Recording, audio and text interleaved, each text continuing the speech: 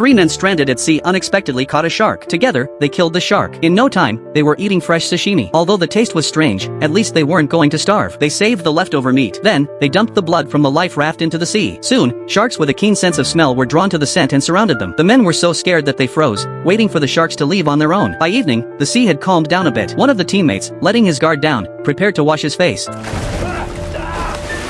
Fortunately, his left hand wasn't badly injured, and the captain gave him a simple bandage. They didn't sleep all night, still watching their surroundings vigilantly. Strangely, the sharks didn't attack. As days went by, their willpower was almost worn out. Not only were sharks constantly circling the life raft, but their food was also running out. Despite their careful rationing, they didn't catch any more fish. This even caused one of the teammates to hallucinate. On the 15th day, losing hope, one teammate raised his gun. Fortunately, another teammate took away his pistol, but then he pointed the gun at the sleeping captain. With a gunshot, an albatross fell. The captain, ignoring the pain in his ear, quickly jumped into the sea to retrieve the dead albatross. But as soon as he got it, a shark chased after him. The captain swam back desperately, but the gun jammed. His teammates paddled the life raft towards him. At the critical moment, the captain made it back onto the life raft, and the shark passed beneath them. Finally, they had food again. On the 20th day, the captain woke up from his sleep only to find his two teammates sleeping.